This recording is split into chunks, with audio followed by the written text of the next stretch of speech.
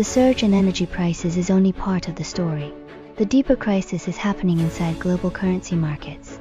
When currencies like the Korean won, Thai baht, or Indonesian rupiah weaken while the US dollar remains unusually strong, it signals more than normal exchange rate fluctuations.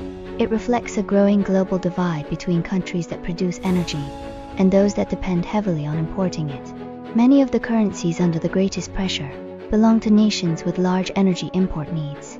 As global oil and gas supply routes become unstable and prices rise, these countries must spend far more foreign currency, mainly US dollars, to secure essential energy supplies. Foreign exchange reserves function like a country's financial safety buffer. But when energy costs rise sharply while export revenues fail to keep pace, those reserves can drain quickly. Once investors begin doubting a country's financial stability, confidence in its currency weakens, leading to further depreciation and capital outflows. What makes today's situation different from past oil crises is the role of the United States. During the oil shocks of the 1970s, America was itself heavily dependent on imported energy, so rising oil prices often weakened the dollar. That indirectly eased pressure on other importing countries. Today, however, the picture has completely changed. Thanks to technological advances in energy production, the United States has become one of the world's largest oil and gas suppliers. As global demand for energy rises, demand for dollars also increases because energy trade remains closely tied to the dollar-based system. This creates a painful double burden for energy importing economies. First, they face higher fuel and commodity prices.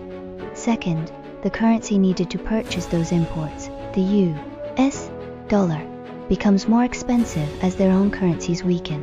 Several countries are already facing difficult policy choices.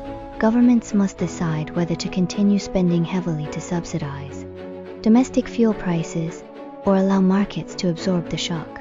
Either path carries economic and political risks.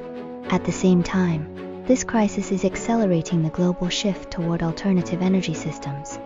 Electric vehicles, battery storage, solar power, and wind energy are becoming increasingly attractive as technology costs decline.